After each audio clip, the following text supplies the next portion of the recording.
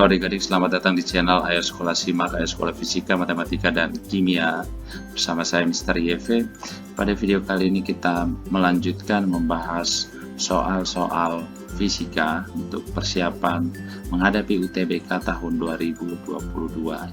Kita melanjutkan untuk membahas soal yang ke-11. Sebuah bola pejal memiliki radius R0 serta modulus bulk B.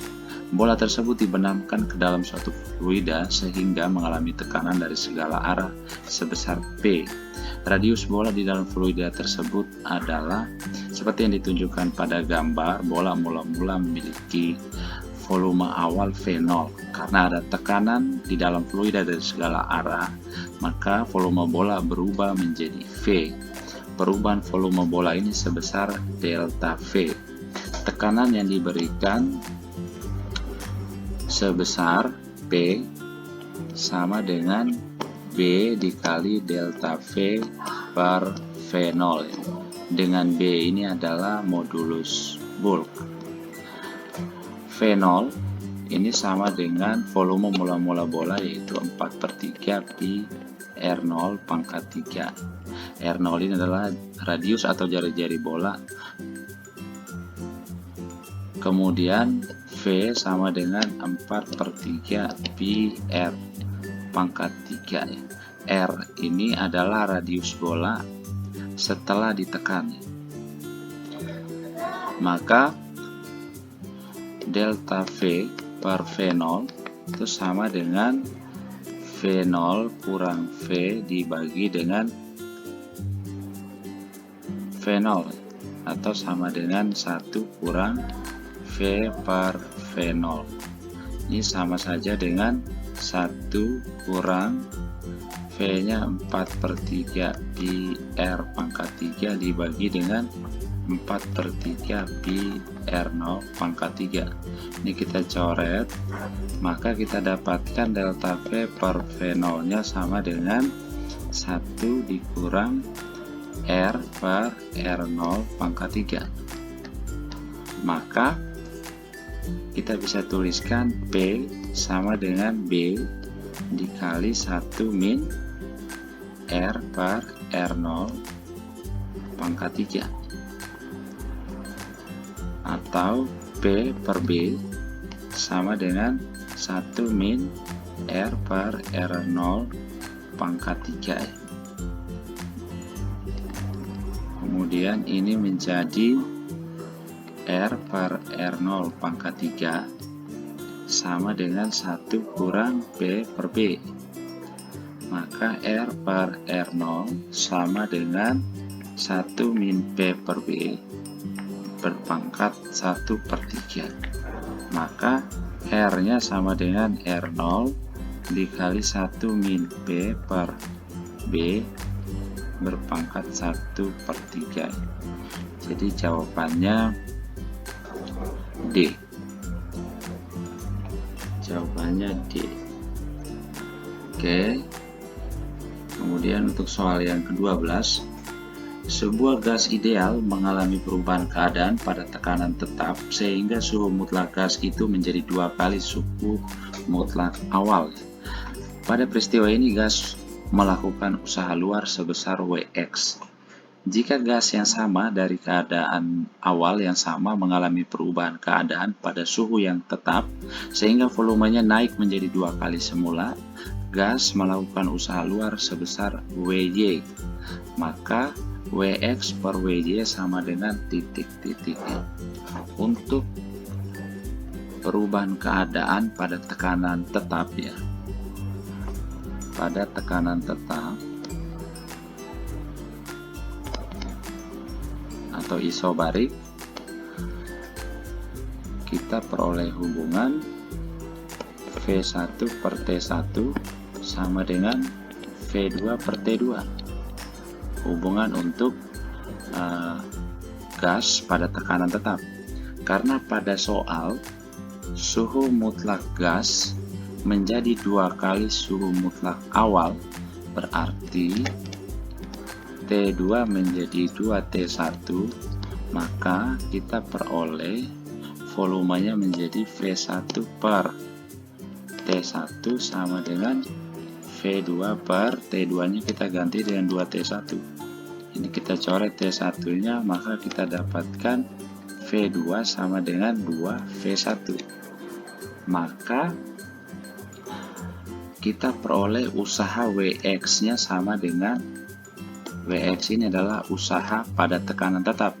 Berarti Wx itu sama dengan P dikali delta V, atau sama dengan P dikali V2 dikurang V1, atau sama dengan P dikali 2V1 dikurang V1. Maka Wx nya sama dengan P dikali V1. Kemudian untuk keadaan isotermal yaitu jika gas yang sama dari keadaan awal yang sama mengalami perubahan keadaan pada suhu tetap. Jadi yang kedua, pada suhu tetap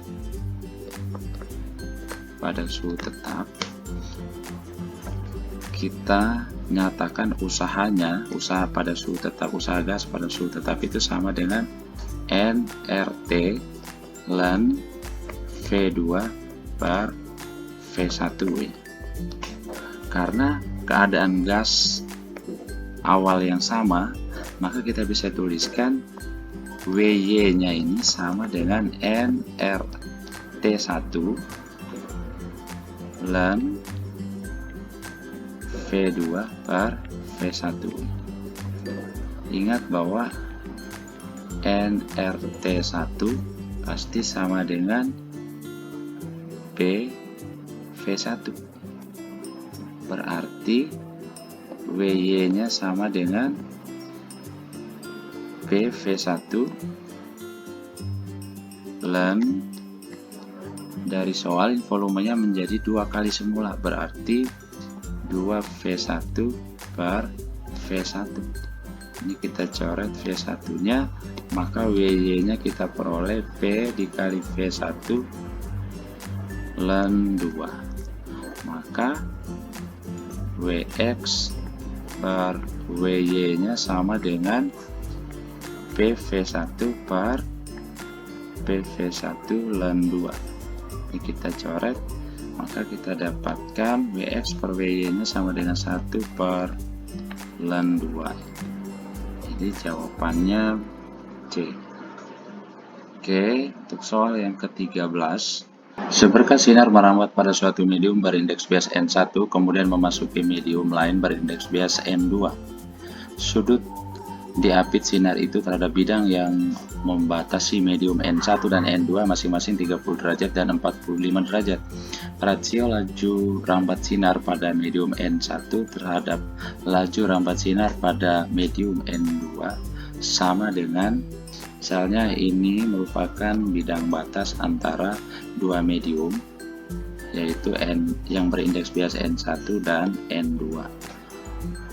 Kemudian sinar datang dari medium 1. Kemudian ini kita gambarkan garis normalnya dibiaskan pada medium 2 dengan sudut datang terhadap bidang batas yaitu 30 derajat dan sudut biasnya sebesar 45 derajat terhadap bidang batas.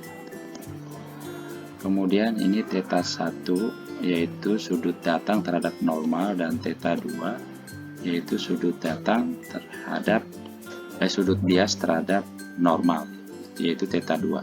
Maka menurut Fuchs-Nelius pada pembiasan N1 sin θ1 sama dengan N2 sin θ2. Kemudian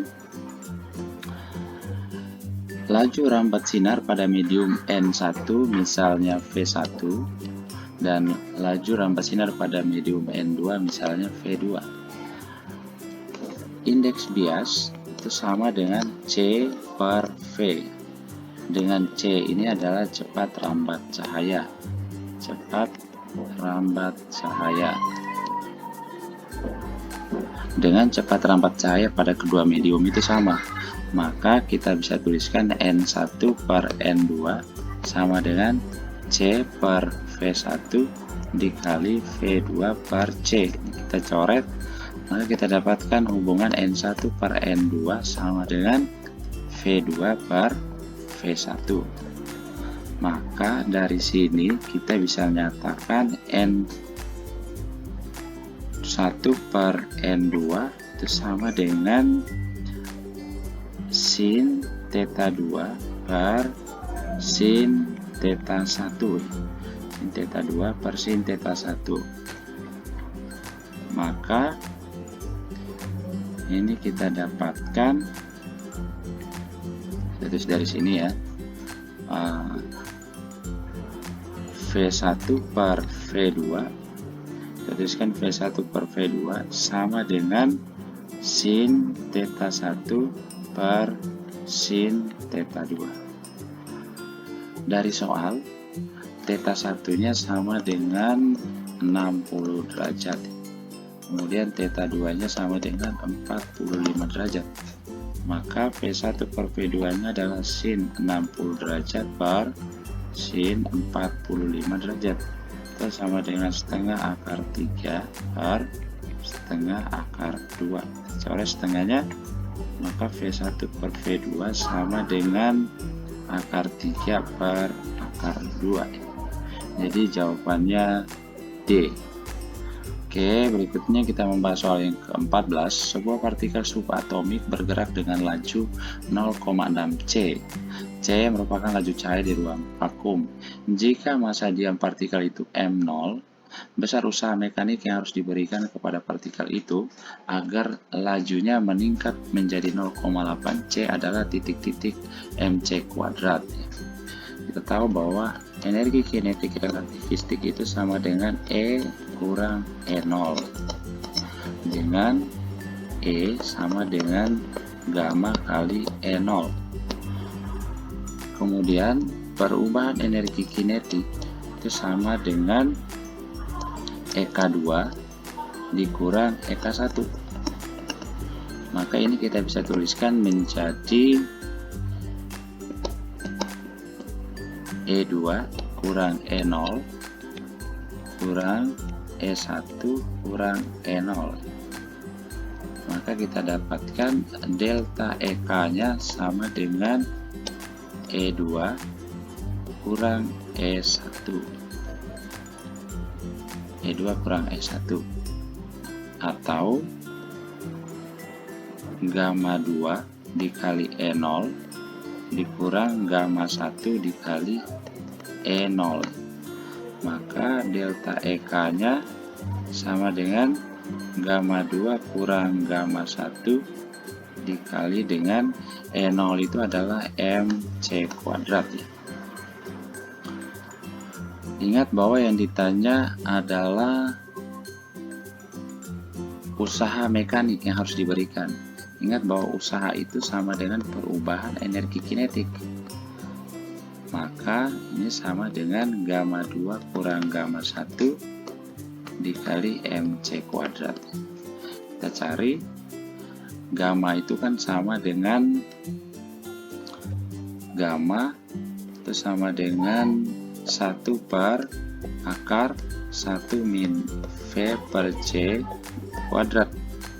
Berarti gamma 2 sama dengan 1 per akar 1 min V2 per C kuadrat. Dengan V2 itu adalah 0,8 C.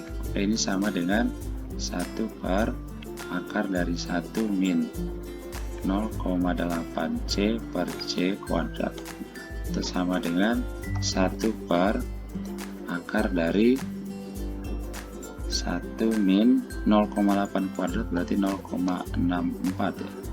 Itu sama dengan 1 per akar dari 0,36. Itu sama dengan 1 per 0,6 sama dengan 1 per 6 per 10 atau sama dengan 10 per 6 berarti 5 per 3. Itu gamma 2. Kemudian untuk gamma 1 sama dengan 1 per akar dari 1 min V1 per C kuadrat sama dengan 1 per akar dari 1 min V1 nya 0,6 C. berarti 0,6 C per C kuadrat sama dengan 1 per akar dari 0,1 kurang 0,36 atau sama dengan 1 per akar dari 0,64 sama dengan 1 per akar dari 0,64 berarti 0,8 atau sama dengan 1 per 8 per 10 atau 10 per 8 maka 5 per 4 ya. Sehingga W sama dengan gamma 2 kurang gamma 1 kali MC kuadrat. Gamma 2 nya 5 per 3 dikurang 5 per 4 dikali MC kuadrat itu sama dengan 5 kali 4 dikurang 5 kali 3 bagi 12 kali MC kuadrat itu sama dengan 20 kurang 15 berarti 5 per 12 MC kuadrat. Jadi jawabannya A. Oke, berikutnya untuk soal yang ke-15. 3 batang logam yaitu A, B, dan C memiliki panjang serta luas penampang yang sama. Ketiga logam itu disambung pada satu titik yaitu titik O. Konduktivitas termal logam A 0,5 K, konduktivitas termal logam B 1,2 K, dan logam C 0,8 K. Pada keadaan setimbang termal, suhu ujung A yang bebas 1,2 T, suhu ujung B yang bebas 1,5 T, dan suhu ujung C yang bebas 2 T. Suhu di titik O sama dengan titik-titik T. Ketiga batang logam dapat kita gambarkan seperti yang ditunjukkan, yaitu ini logam A, logam B, dan logam C. Persambungannya adalah titik O, misalnya suhu di titik O itu adalah TO. Kemudian diketahui suhu di ujung bebas ujung A yaitu 1,2 T, untuk ujung B nya 1,5 T, ujung C nya 2 T. Karena ujung C nya lebih besar suhunya, maka laju kalornya masuk dari ujung C melalui titik O dan keluar melalui ujung A dan ujung B. Maka kita simpulkan TO nya ini lebih kecil dari TC, tapi TO ini lebih besar dari TA, dan TO juga lebih besar dari TB. Dengan laju kalor kita cari dengan menggunakan hubungan Q per T sama dengan K dikali A dikali delta T dibagi dengan L, yaitu panjang batang, K itu konduktivitas termal, A adalah luas penampang batang, dan delta T adalah perubahan suhu di kedua ujung batang ya. Karena suhu di ujung C lebih besar dan laju kalornya dibagi ke kedua ujung titik A dan B ya, logam A dan B melalui O dari C, maka kita bisa tuliskan Q per T C sama dengan Q per T A ditambah Q per T B, atau KC dikali A dikali delta T C dibagi L sama dengan KA dikali A kali delta TA bagi L ditambah KB dikali A kali delta TB bagi L. Kita coret L nya, coret A nya, coret A nya, maka kita dapatkan KC dikali delta TC dengan KC nya adalah 0,8 K dikali delta TC nya adalah 2T dikurang TO sama dengan KA nya 0,5 K dikali TO dikurang TA nya 1,2 T, kemudian ditambah dengan KB nya ini 1,2 K dikali TO dikurang suhu di ujung B 1,5 T. K, kita coret K nya, yang kita dapatkan ini 1,6 T dikurang 0,8 T sama dengan 0,5 TO. Ini TO ya, O dikurang 0,6 T ditambah 1,2 TO dikurang 1,2 kali 1,5 itu 1,8, berarti ini 1,8 T. Maka kita dapatkan 1,6 T ditambah 0,6 T ditambah 1,8 T sama dengan 0,8 TO, 0,8 TO ya, tambah 1,2 TO, 1,2 TO ditambah 0,5 TO. 1,6 T tambah 0,6 T tambah 1,8 T adalah 4 T. Ini sama dengan 0,8 TO tambah 1,2 TO tambah 0,5 TO. Ini kan 2,5 T atau 5/2 TO. Maka ini menjadi 8 T sama dengan 5 TO. Maka kita dapatkan TO nya sama dengan 8/5 T. Ini merupakan suhu di titik O, yaitu jawabannya C.